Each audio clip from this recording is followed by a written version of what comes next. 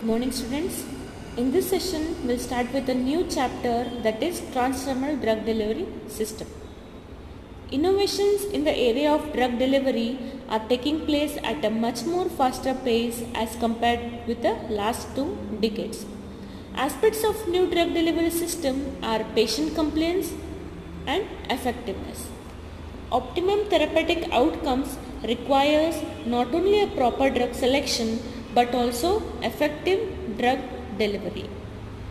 Pharmacological response, that is a desired therapeutic effect or an undesired adverse effect of the drug, is dependent on the concentration of the drug at the site of action.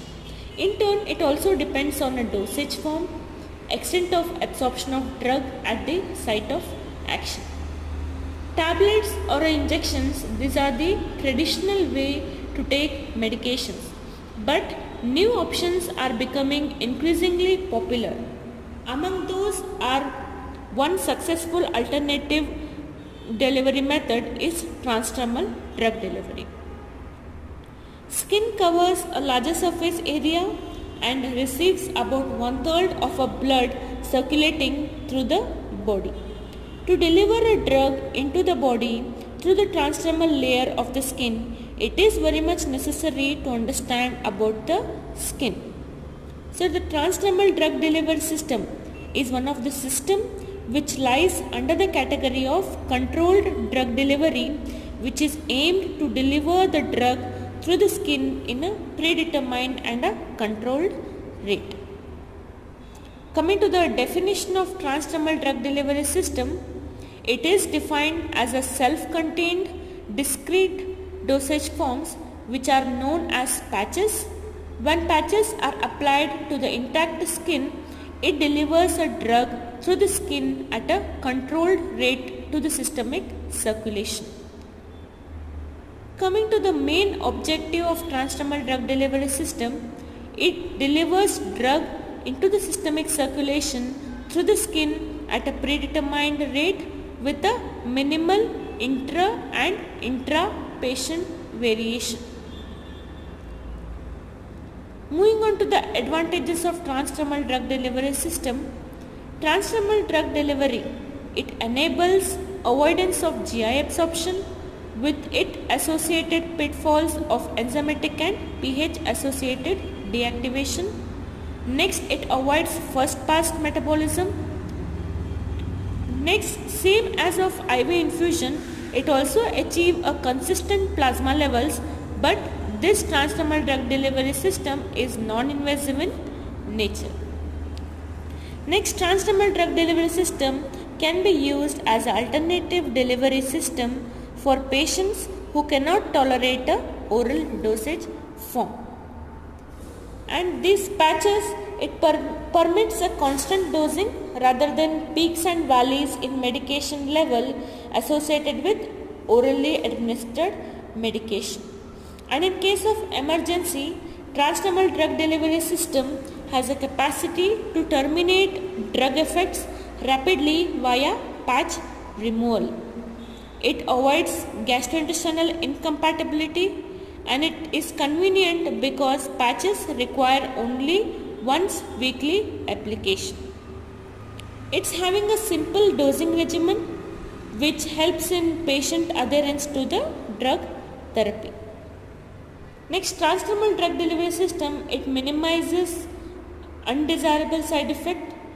It provides utilization of the drug with a shorter biological half-life and a narrow therapeutic window. TDDS avoids drug fluctuation drug levels, and it provides suitability for self-administration. TDDS are non-invasive and hence it avoids inconvenience of parenteral therapy.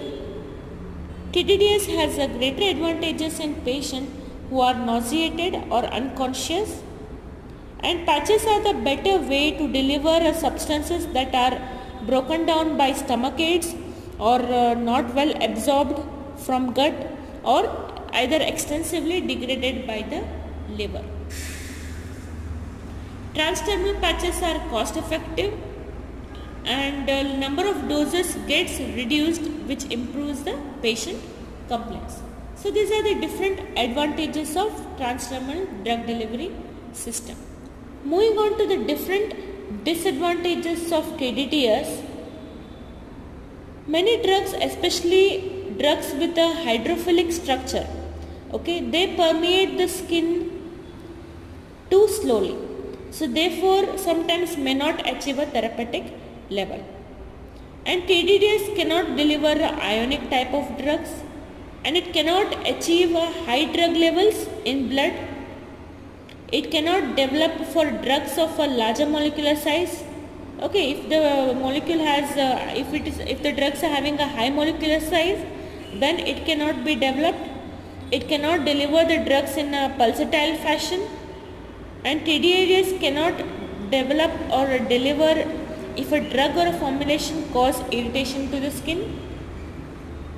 And the possibility of a local irritation at the site of application sometimes may cause allergic reactions, and only potent drugs are suitable candidates for a transdermal patch because of the natural limits of drug entry imposed by the skin's impermeability.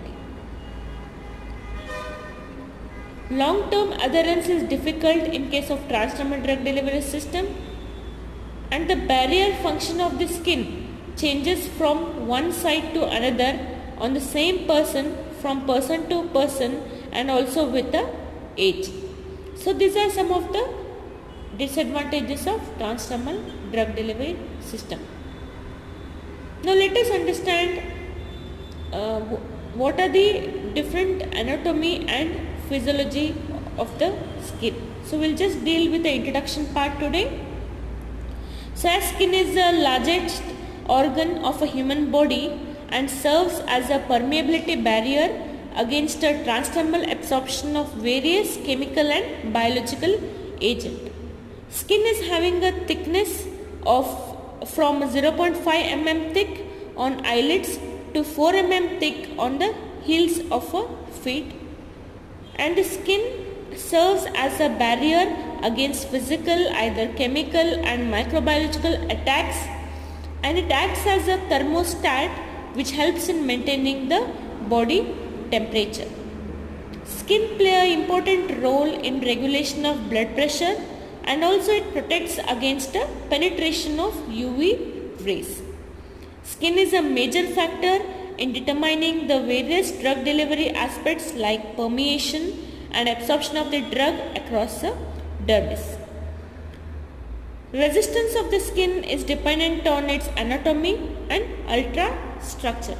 So human skin, mainly it comprises of three distinct mutually dependent structures like epidermis, stratified vascular dermis, and hypodermis. So here you can see the structure of or a cross-section view of human skin. So you can see the stratum corneum, stratum granulosum, stratum spinosum, stratum basal. You will find the sweat ducts, sebaceous gland, sweat glands, hair follicle, blood vessels, fat lobules. So these are the three important layer like epidermis, dermis, and a subcutaneous tissue. So this is a cross-section view of human skin.